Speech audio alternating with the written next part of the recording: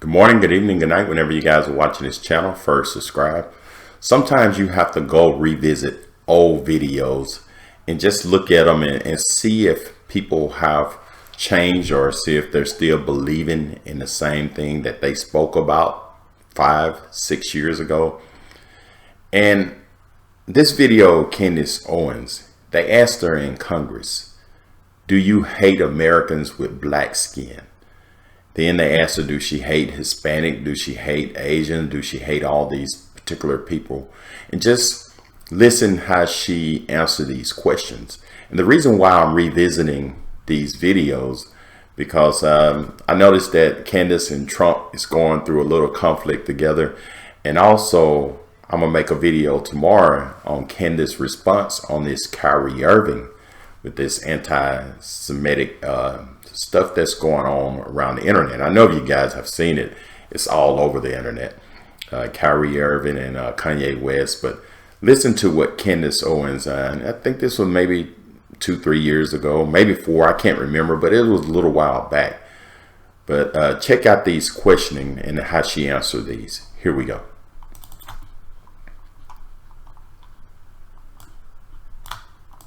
Ms. Owens, I'm going to direct these questions to you, if I may. I don't know that you've seen this, but it's a memorandum that the majority Democrats prepare for the committee members. And in this memorandum, they go through the various witness names and organizations that they represent, the Anti-Defamation League, Equal Justice Society, the Lawyers Committee for Civil Rights Under Law. And then we get to you. Oh, my goodness. Candace Owens, Director of Communications at the Conservative.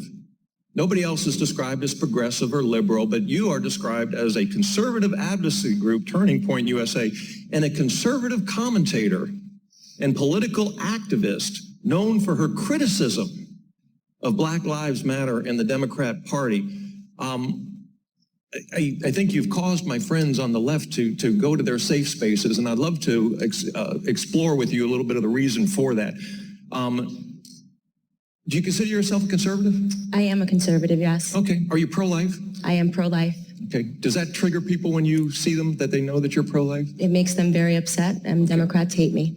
Do you own a gun? Pardon? Do you own a gun? No, sir. When next time you come to Colorado, we'll take you shooting. Are you a Christian? Yes, I am. Are you proud of your family? I'm very proud of my family. Okay. Let me ask you something. Do you hate Americans with black skin color? Absolutely not. I actually love Americans with black skin color so much that I'm willing to fall on the sword 1,000 times for them to wake up and realize that we are being lied to, abused, and used by the Democrat Party. How about Americans with white skin color? Do you hate them? I do not, and that's a problem for people on the left. Do you hate Hispanics? I do not. Do you hate Asians? I do not. Do you hate lesbians or gays or anybody from the LGBTQ community? Nope, I've got all of that in my family.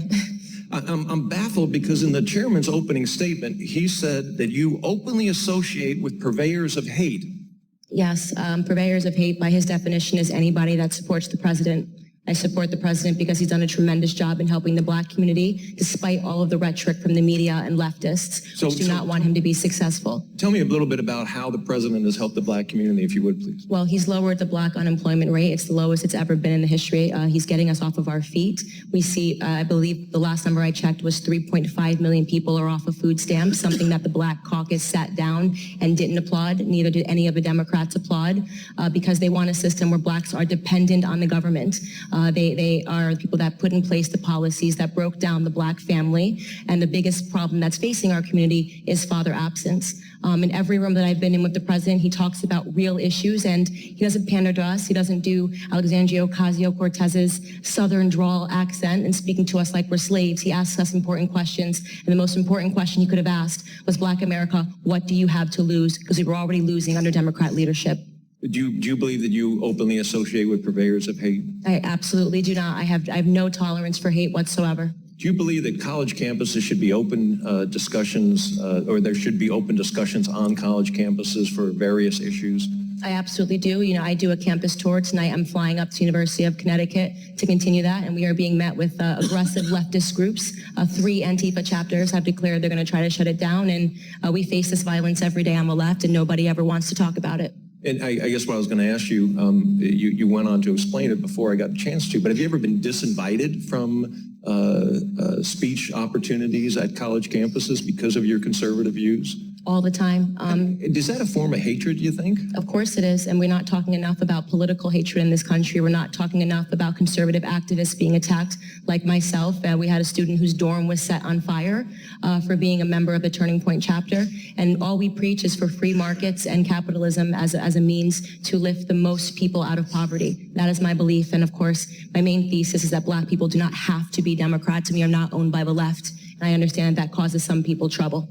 So, as a conservative, you've attended many conservative events and visited with many conservatives. And I am not denying for a moment that there are white supremacists and we should condemn white supremacists, that there are Nazis and we should condemn Nazis, that there are hateful groups all across the political spectrum and we should condemn those. But in your interactions with conservatives, have you seen hateful speech, bigotry, racism among the conservatives that you've associated with?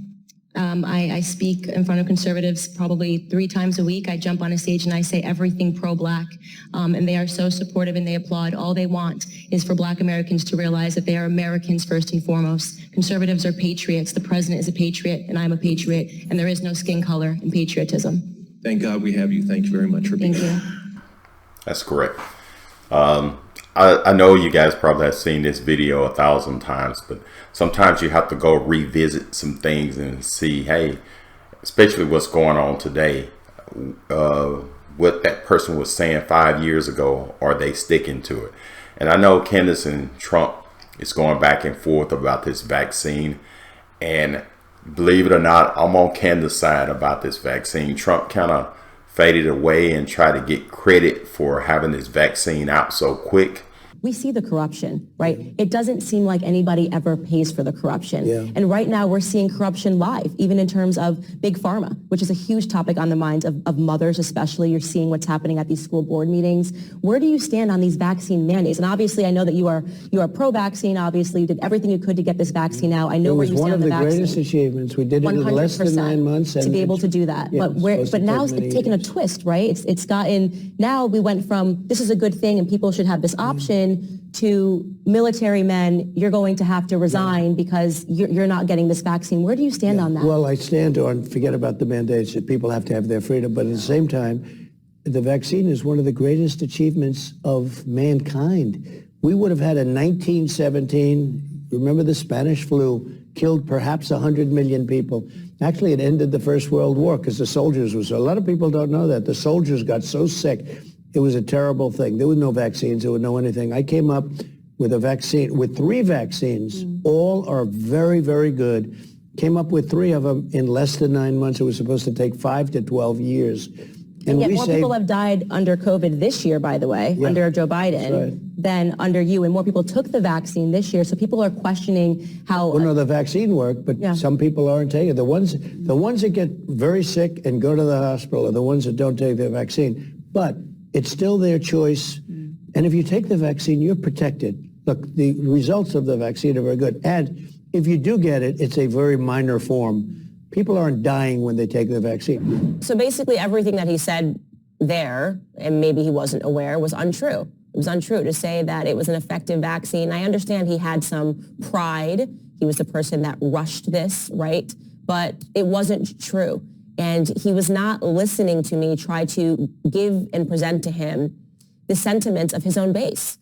The base was feeling this way. The base was feeling like this vaccine was rushed. We don't know whether or not this vaccine works. We now know that it didn't work at all to make you immune.